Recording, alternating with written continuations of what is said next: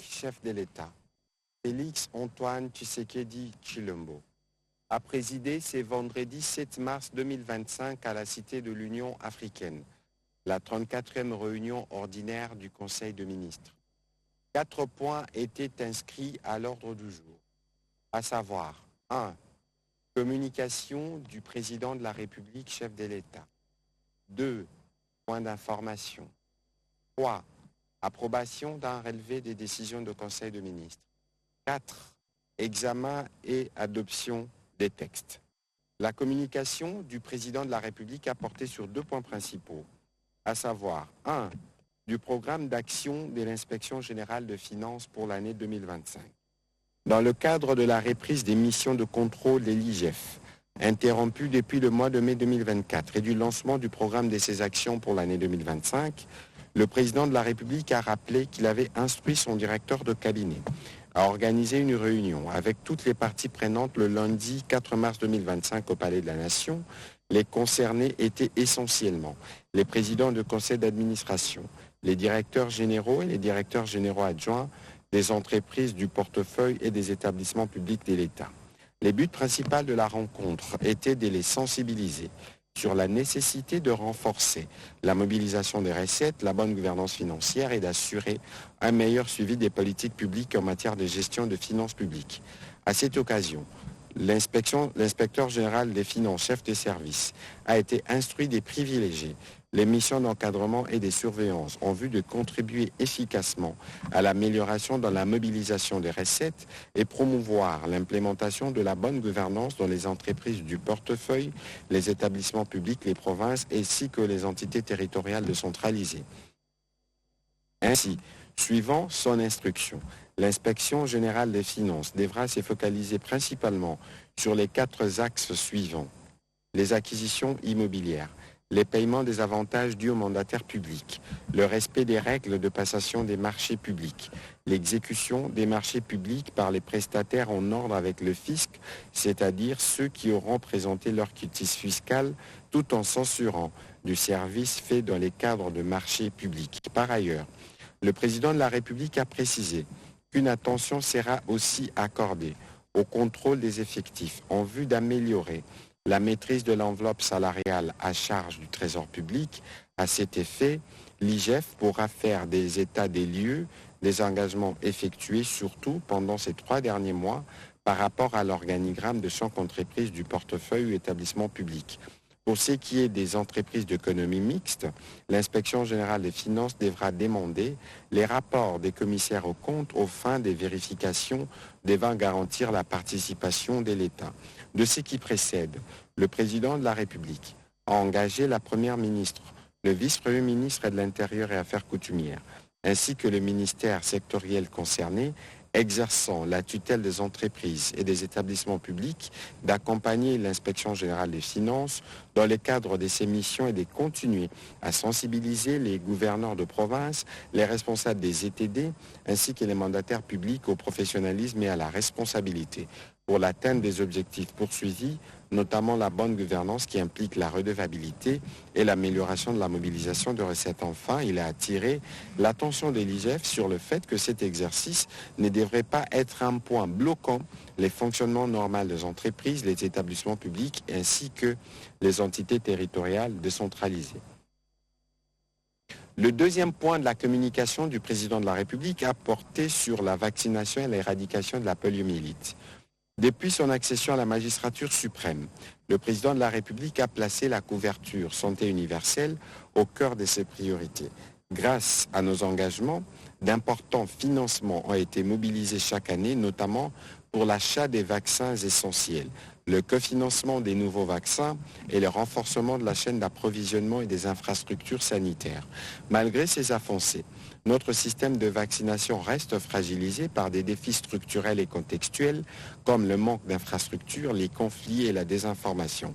Ce qui fait que le taux de vaccination de notre pays demeure encore faible par rapport à l'objectif de 90% de couverture vaccinale fixée par l'Organisation mondiale de la santé.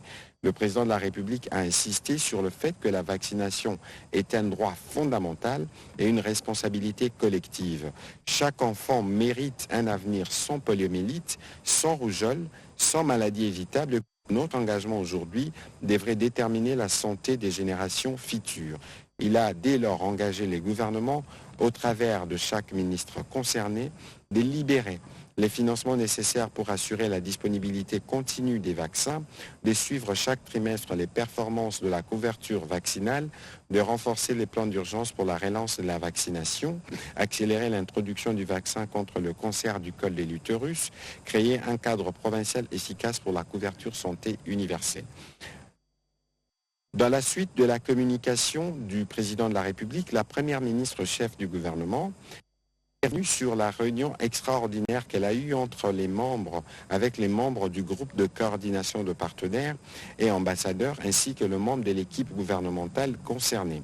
À la suite des rencontres qu'elle a précédemment eues avec Mme Bintou Keïta, représentante spéciale du secrétaire général des Nations Unies, et de son adjoint Bruno Le Marquis, coordonnateur des opérations humanitaires. Les buts ultimes étaient de celui de se pencher sur les problématiques de mobilisation des financements additionnels au regard des enjeux de l'Est de la RDC, de la crise sécuritaire et humanitaire, ainsi que des ajustements quant à ceux. Cette réunion extraordinaire tenue le 4 mars 2005 a permis, entre autres, d'évoquer les questions liées à la politique d'accès aux territoires sous occupation pour la continuité ou non des programmes de développement en cours d'exécution, la mise en place des mécanismes de dialogue sur les questions naissantes, notamment celle des réductions des l'aide au développement avec la suspension des programmes financés par l'USAID, la réorientation active de l'approche Nexus pour des solutions durables, la libre circulation des acteurs humanitaires et les développements en vue de la mise en place des couloirs humanitaires. Les vice-premiers ministres de l'Intérieur, celui du plan de la coordination de l'aide au développement, celui des finances, de droits humains, ainsi que celle des affaires sociales, ont fait partie de l'équipe gouvernementale qui a pris part à ces assises. À chaque point soulevé, des pistes, des solutions ont été évoquées. Sur un autre chapitre, la Première ministre a évoqué la nécessité d'accélérer les travaux du programme de développement local de 145 territoires en vue de promouvoir l'émergence des territoires et d'améliorer les conditions de vie de nos populations conformément à la vision du président de la République.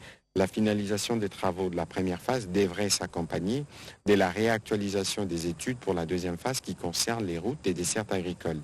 À cet effet, des instructions claires ont été données au vice-premier ministre, au ministre du Plan, au ministre d'État budget et infrastructure ainsi qu'au ministre des Finances qui sont en interaction avec les 3 agences d'exécution. Au deuxième chapitre du Conseil de ministres de ce jour, relatif au point d'information, le vice-premier ministre, ministre de l'Intérieur, a présenté au Conseil le rapport sur l'État et l'administration du territoire. Cette semaine, l'esprit de la population a été marqué par la satisfaction suite à la poursuite des condamnations internationales, mais surtout des sanctions contre le Rwanda, particulièrement celles de l'Allemagne, du Canada, ainsi que l'attitude des clubs de football qui menacent de rompre leur partenariat. Sur un autre volet, le vice-premier ministre, ministre de l'Intérieur, a informé le Conseil de son instruction permettant aux autorités provinciales du Sud Kivu de procéder à l'installation des institutions de la province dans la ville d'Uvira. Il a également évoqué ses échanges avec le secrétaire général de la SENCO suite aux conséquences à tirer du communiqué concernant la stigmatisation de Swahiliphone. Dans les mêmes ordres d'idées, il a rencontré le secrétaire permanent du PPRD avec qui il a échangé notamment autour des actions clandestines qui mèneraient leur parti. Il a rappelé à l'un comme à l'autre la nécessité de respecter scrupuleusement les lois en vigueur en République démocratique du Congo. Au sujet de la criminalité urbaine, le vice-premier ministre a soutenu que l'opération Ndobo continue de récolter des résultats encourageants à travers le pays. À Kinshasa, cette opération qui s'est poursuivie la semaine dernière où les bouclages ont permis d'appréhender 205 suspects dans les nuits du 28 février au 1er mars 2025 et 507 autres suspects dans celles du 3 et 4 mars 2025. Toujours sur ces chapitres sécuritaires, le vice-premier ministre, ministre de la Défense nationale, a informé le membre du Conseil de la situation des opérations militaires dans les zones affectées par l'agression. Sur le front nord, il a indiqué que les forces armées de la République démocratique du Congo maintiennent leur position face aux multiples tentatives des agresseurs rwandais visant à occuper le barocentre Butembo-Beni. Sur les fronts sud, malgré les renforts reçus en hommes et en matériel, la coalition RDF M23 n'a pas réussi à avancer et à conquérir de nouvelles positions face aux forces armées de la République démocratique du Congo qui sont déterminées à les contenir dans les territoires de Walikale notamment. Cependant, ces criminels RDF M23 poursuivent leurs actes de violence et des tueries des populations civiles et des présumés militaires. C'est le cas de l'assassinat organisé des blessés militaires et autres civils admis dans les hôpitaux Il-Africa et CBC à Goma. Dans les Sud Kivu, les FARDC maintiennent leur position dans le territoire d'Uvira.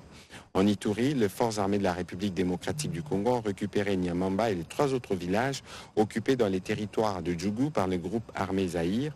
Dans l'espace Grand Katanga, l'opération Usalama contre les Bakata Katanga s'est poursuivie sans relâche avec les renforcements des dispositifs de contrôle pour contrer les infiltrations ennemies. Dans la partie ouest, les FARDC ont continué des opérations de destruction des bases et des postes de résistance des insurgés Momondo. Il a été noté la neutralisation de plusieurs d'entre eux et la récupération des armes.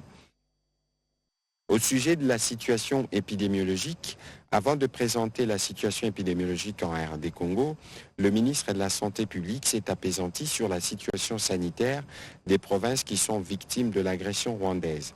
Au Nord Kivu, du 1er au 2 mars 2025, la division provinciale de la santé a signalé l'enlèvement des malades, des blessés des guerres assimilés aux militaires FARDC et leurs gardes malades par les criminels RDF M23 dans 2 établissements de soins, à savoir l'hôpital Il-Africa où 15 personnes ont été enlevées, les centres hospitaliers Bethesda Ndosho, 116 personnes dont 46 blessés et 70 gardes malades ont été enlevés pour une destination inconnue.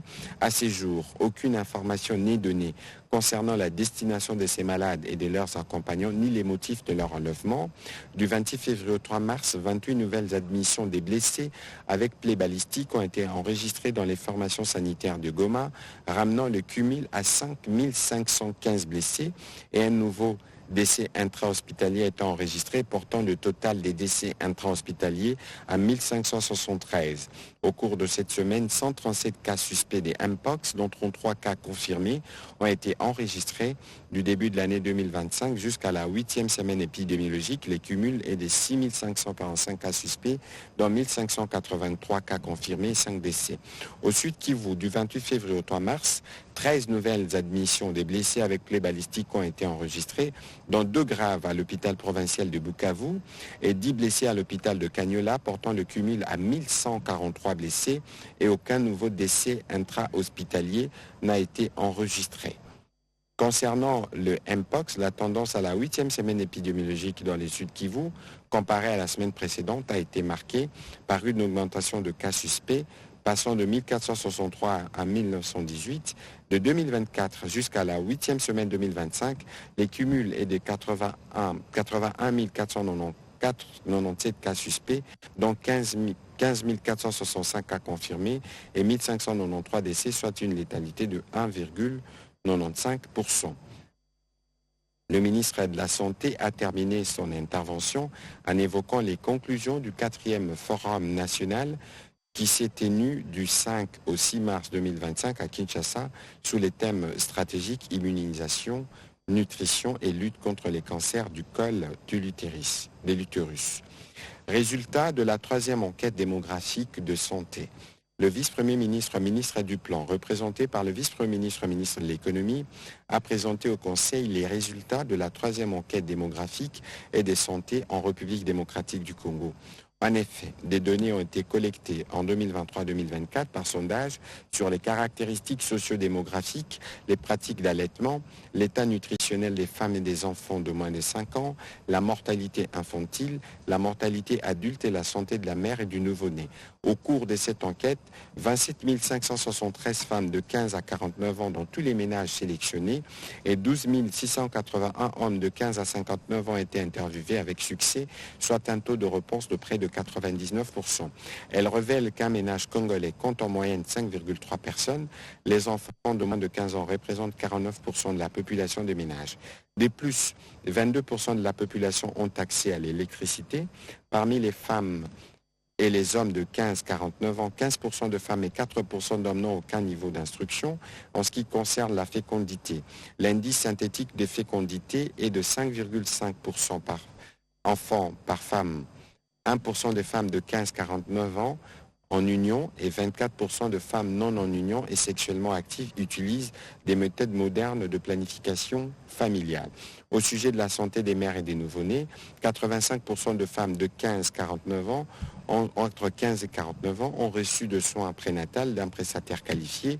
Pour 83% des naissances vivantes, l'accouchement s'est déroulé dans un établissement de santé.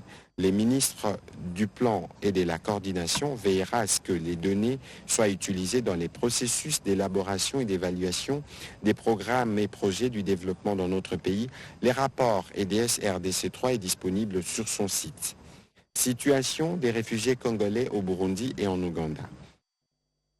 La vice-ministre des Affaires étrangères a présenté au Conseil la situation des réfugiés au Burundi et en Ouganda à la suite de l'agression rwandaise de notre pays en vue d'une intervention urgente. Il en ressort que nos ambassades à Bujumbura et à Kampala ont identifié près de 76 912 compatriotes réfugiés vivant dans des conditions de précarité. Face à cette urgence humanitaire, la vice-ministre de la coopération et des affaires étrangères a informé le membre du gouvernement des actions qui ont déjà été entreprises et celles qui doivent l'être en vue d'aller au secours de ses compatriotes.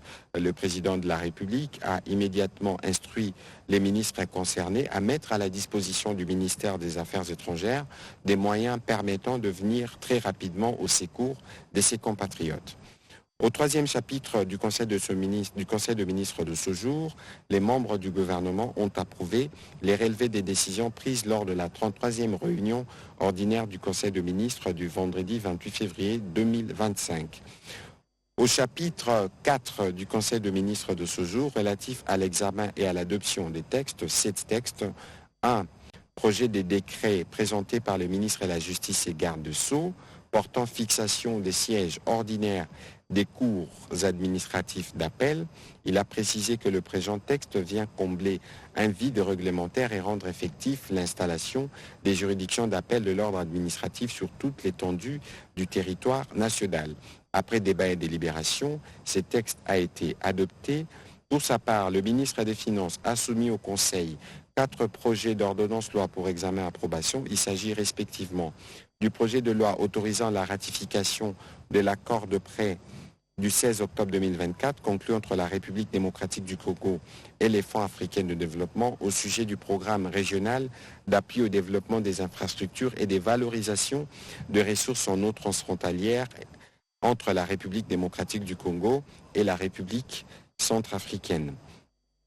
Les projets d'ordonnance loi autorisant la ratification de l'accord de prêt numéro 16-153 du 5 octobre 2024 conclu entre la République démocratique du Congo et les fonds de l'EPEP pour le développement des infrastructures et valorisation de ressources en eau transfrontalière entre la République centrafricaine et la République démocratique du Congo. Projet d'ordonnance loi autorisant la ratification de la convention de prêt syndiqué entre la RDC et les banques commerciales. Projet d'ordonnance loi autorisant la ratification de la prise de participation de l'État dans la société Air Congo, laquelle prévoit que le gouvernement de la République participe à hauteur de 51% et Ethiopian Airlines à hauteur de 49%.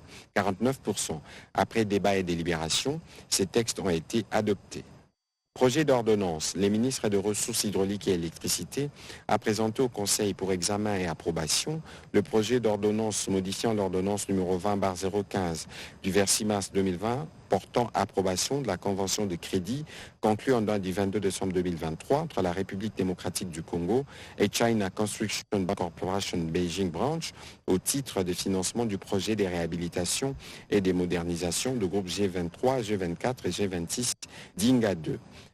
Après débat et délibération, ce texte a été aussi adopté. Projet des décrets. La ministre de la Culture, Arts et du Patrimoine a soumis au Conseil pour examen et délibération le projet des décrets portant statut de l'artiste et des professionnels de la culture en République démocratique du Congo. Elle a expliqué qu'il y a nécessité d'assurer à ces créateurs et acteurs des conditions et un environnement de travail conséquent, des facilités diverses à même de les hisser au niveau des vrais acteurs des développements avec des droits et des devoirs. Ces statuts visent donc à les inciter vers leur professionnalisation effective, leur insertion progressive dans les secteurs classiques du travail et leur intégration dans la sphère socio-économique du pays. Ces statuts visent aussi à créer un environnement à même de leur assurer une autonomie financière, une protection sociale, une formation continue, tout en les incitant à œuvrer dans une dynamique associative et formelle, mais aussi à leur imposer des obligations fiscales grâce auxquelles les secteurs culturels pourra contribuer davantage au budget de l'État. Après débat et délibération, ce texte a aussi été adopté. Avant de clôturer le Conseil de ministres de ce jour, le président de la République a de nouveau dit sa détermination très rapidement à sortir nos populations qui sont sous occupation et leur a destiné de mots de solidarité. Commencé à 15h43, la réunion du